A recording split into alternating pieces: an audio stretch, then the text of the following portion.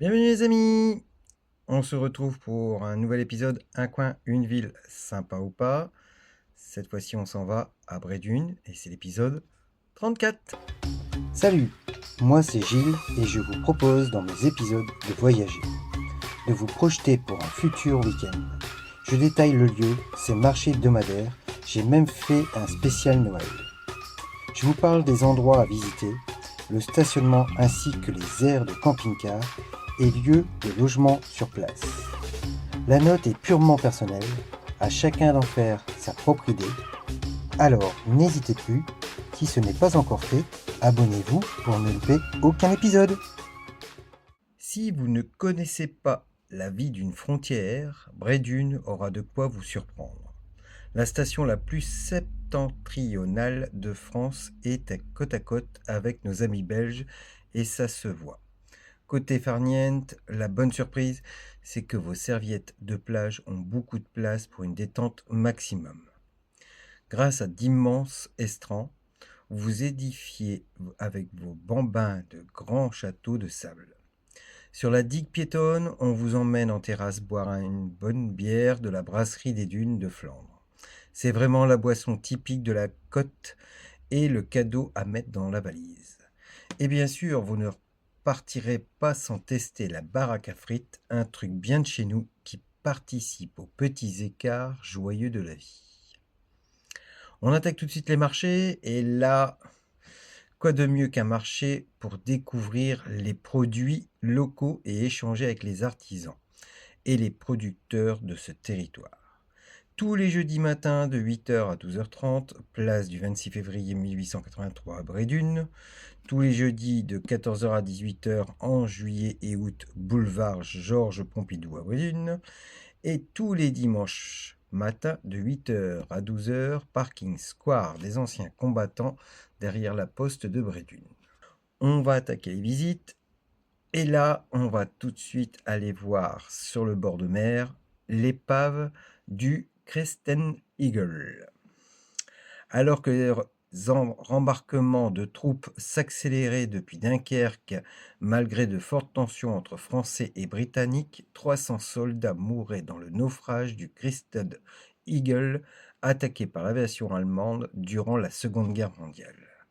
Vous pouvez voir cette épave dès 80 de coefficient maritime, mais aussi suivre une visite guidée pour tout savoir sur ce naufrage en contactant l'Office du tourisme. On continue sur Brédune, vous allez pouvoir aller vous promener dans la dune du Perroquet.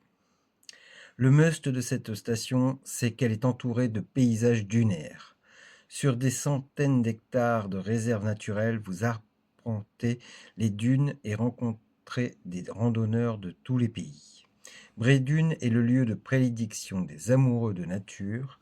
La dune du Perroquet est l'un des sites remarquables de ce littoral flamand qui renferme une faune et une flore riches et diversifiées. On quitte un tout petit peu Brédune pour aller à 7 km et là je vous emmène à Plopsaland. Faites connaissance avec plus de 55 attractions à Plopsaland de Panne.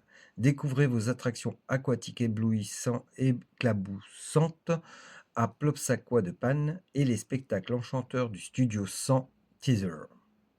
Le parc est ouvert sous ce nom depuis le 29 avril 2000. Avant cette date, il se nommait Méliparc, fondé par un fabricant de miel. C'est un parc familial où petits et grands peuvent trouver leur bonheur. Depuis quelques années, à cela s'ajoute un parc aquatique. Les tarifs, je vous les mets en images ainsi que ceux de Plopsaquois. N'hésitez pas, c'est très intéressant. Moi, je le connais depuis le moment de Méliparc. On continue tout de suite avec, à 8 km, vous pourrez visiter le Fort des Dunes. Le Fort des Dunes se veut être un lieu de mémoire et d'histoire, comprenant le musérial comme un centre d'interprétation.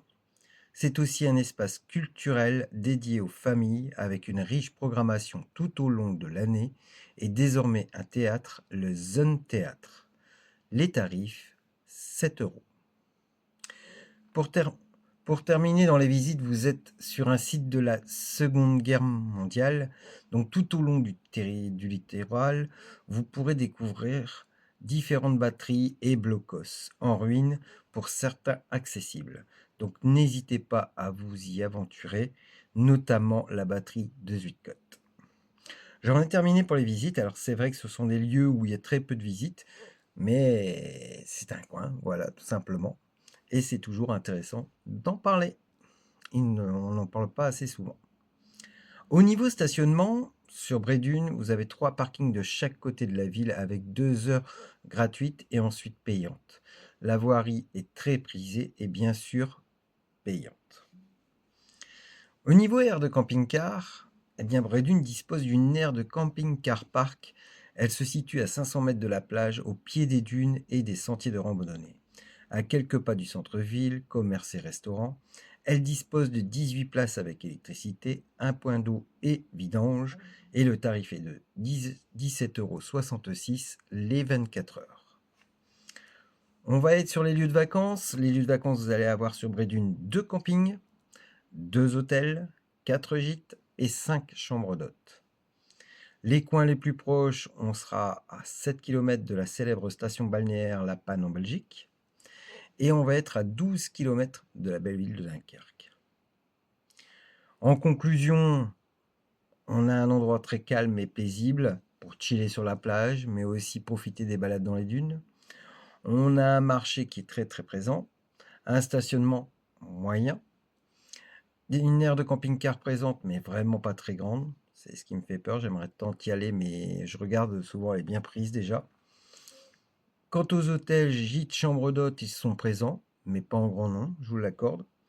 C'est un coin idéal pour un week-end de 3 jours par exemple. Sur ma note, étant donné le manque de place sur l'aire de camping-car, le manque de petites choses à voir autour, on est quand même un peu léger. C'est une très bonne note quand même, hein, on est au-dessus de la moyenne. Je mettrai un 6 sur 10. Je vous dis à la semaine prochaine pour un autre épisode. Salut les amis!